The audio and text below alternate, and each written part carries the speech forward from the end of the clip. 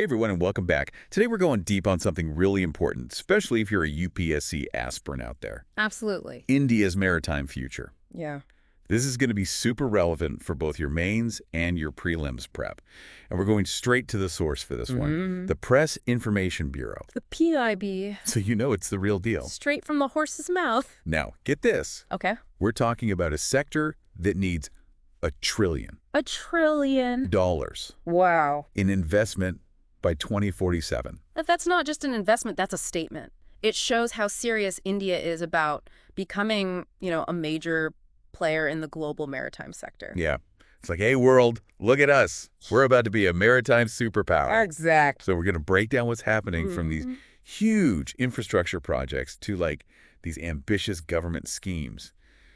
And you're going to want to take notes. Definitely. It's exciting stuff. We're really seeing, a whole new era for India's maritime sector. Oh, so first, let's get a picture in our minds. Okay. India's coastline. Yeah.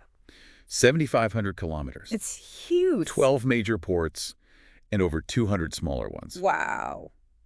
It's everything from those massive container ships to, traditional fishing boats. It's a whole landscape. And it's not just about the length of the coastline, right? It's about the location. India is right there on those major global shipping routes. Yeah, like the crossroads of the world. Exactly. A natural gateway for trade. And this sector is already a major player. Yeah. We're talking 95% of India's trade volume. Huge. And 70% by value all flows through these ports. That's basically everything, right? I mean, when you think about it, everything we use probably came through one of these ports at some point. Phones, clothes. Yeah, it's essential. Yeah.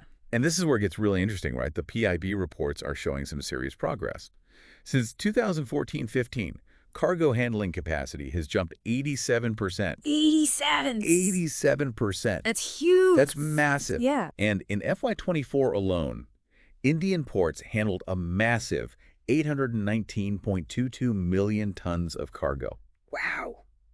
I don't even know what to compare that to. That's like the weight of, a mountain. It's incredible. Yeah. But it's not just about, moving more stuff. It's about being more efficient, competing on a global level. Yeah, being a world leader. Exactly. And we're seeing signs of that. Container turnaround time has been slashed to 22.57 hours. Yeah, that's impressive. That's fast. Yeah, that means things are moving faster, costs are lower, businesses are happy. It's a good thing. It's a win-win. Yeah. So, okay, let's talk about Paradip Port. Okay. Now, India's largest port, it handled a mind-blowing 145.38 million tons of cargo in FY24. Seriously. Yeah. It's like the whole landscape of Indian ports is changing, with new leaders emerging. It's pretty exciting to see. And then you have the Vadhavan Port project. Okay. Approved with this massive investment of 76,220 crore. It's not just building a port, it's making a statement. It's like saying, we're here to stay and we're ready to handle anything. We're thinking big. Yeah. So speaking of thinking big, let's talk about the government's role in all of this. Yeah, they've really stepped up with some major initiatives to push this transformation forward. Yeah, first up, we've got the Sagarmala program. Yeah, think of this as a multi-pronged approach to port-led development. It's about connecting ports to the areas further inland, modernizing infrastructure, and creating a whole ecosystem. So for you UPSC folks out there, pay attention.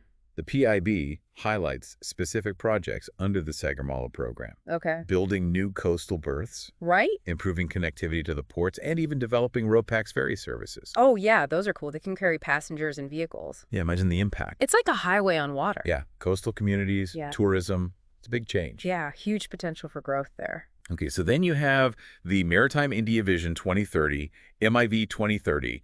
This is the big picture plan. Right, the blueprint for transforming India into a global maritime hub. They've got 150 initiatives planned. 150. Covering everything from port development to shipbuilding to coastal tourism to skill development, the whole 9 yards. Wow, that's a lot. Yeah. And it's not just about the big ships and ports, it's also about sustainability. Oh, absolutely. Like that green tug transition program that they're replacing those, old smoky tugboats with clean green alternatives. Yeah, it's a step in the right direction. It is. Every little bit helps. And speaking of green initiatives, India is also planning to set up these green hydrogen hubs at Paradip Tuticorin and Candler ports. Now, this is big. Green hydrogen is a game changer in the fight against climate change. Yeah, for our UPSC folks, this is something to keep in mind. Definitely. Green hydrogen is produced using renewable energy, so it's a clean fuel source.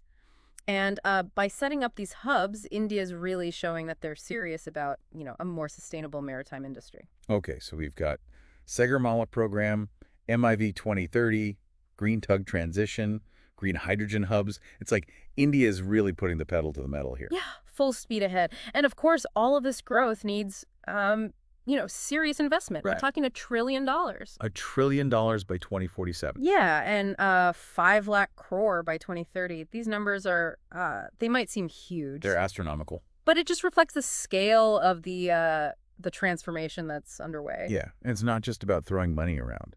It's about being strategic with those investments, upgrading infrastructure, adopting new technologies, and promoting those, greener shipping practices. Exactly. It's about building a modern, efficient, and sustainable maritime sector, one that can compete on a global level. Okay, so we've talked about growth, the investments, the government initiatives, but this deep dive wouldn't be complete if we didn't look at India's strength in ship recycling. Right. That's a sector where India is already a world leader.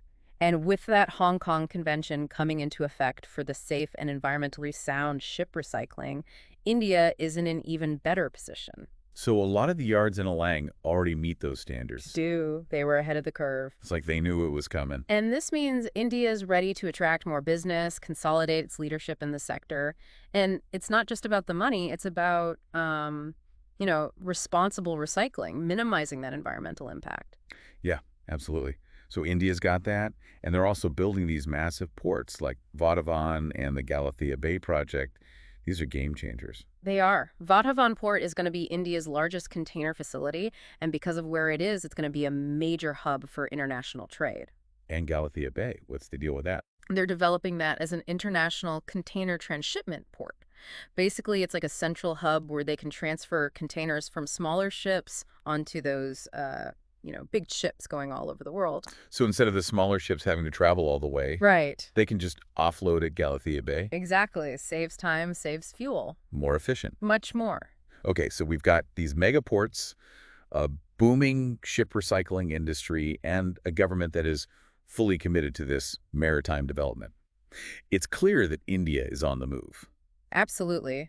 But, it's not just about building bigger ports or handling more cargo. It's about connecting people, boosting trade, and ultimately improving lives. Right, creating opportunities. Exactly. For businesses, for communities, for India to play a bigger role on the world stage. Yeah, realizing India's potential. As a maritime powerhouse. But let's be real, there are some challenges too. Oh, yeah, for sure. And I think this is where it gets really interesting, especially for the UPSC folks, because understanding the challenges is just as important as understanding the successes. Yeah, the exam's not just about knowing the facts. It's about thinking critically. Exactly, seeing the whole picture. So one of the biggest challenges is the need for a skilled workforce. So we were talking about some of the challenges facing India's maritime sector. Right, because it's not all smooth sailing. Definitely not. And I think this is where it gets really interesting for you UPSC folks. Yeah, because the exam isn't just about, rattling off facts and figures. It's about understanding those nuances. Yeah, being able to analyze, think critically. Exactly. And one of the biggest challenges is finding skilled workers. Absolutely. India has these big ambitions, but they need people, right? People to run those ports and manage all the complex stuff. Yeah, all that high-tech equipment, the logistics. You need trained professionals. It's like having a fancy new car, but nobody who knows how to drive it. Exactly. So investment in training and education is key. Specific programs for the maritime sector. Yeah, shipbuilding, port management, all of that. And it ties into this bigger idea of sustainability. Right? Absolutely. It's about jobs. It's about empowering communities. Be sure the growth benefits everyone. Right, a sector that's both profitable and responsible. And speaking of sustainability, what about the shift to cleaner fuels? Yeah, that's a big one. The shipping industry has a pretty hefty carbon footprint. And India wants to be a leader in reducing emissions. For sure. Those green hydrogen hubs we talked about, that's a huge step in the right direction. But it's got to be a comprehensive approach. Yeah, not just swapping out old ships for new ones. It's about changing how the whole industry works. Exactly. Research, incentives for clean tech, stricter regulations. It's a big task. So as we wrap up this deep dive into India's maritime future, what are the big takeaways for our UPSC aspirants? Well, the main thing is that this sector is transforming, like really transforming. It's poised for huge growth. Driven by government initiatives, those investments we talked about, a focus on efficiency, sustainability. It could really make India a global leader. Absolutely.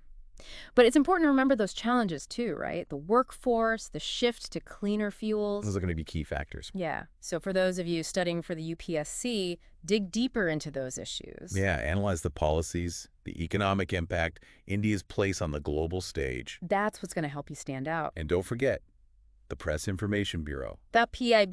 It's a goldmine for information. Absolutely use it. So keep learning, keep exploring, and if you found this deep dive helpful, hit that like button And subscribe. for more episodes like this. And don't forget to share. Help your fellow UPSC aspirants out there. We're all in this together. That's right. Best of luck with your exams, everyone, and we'll see you next time.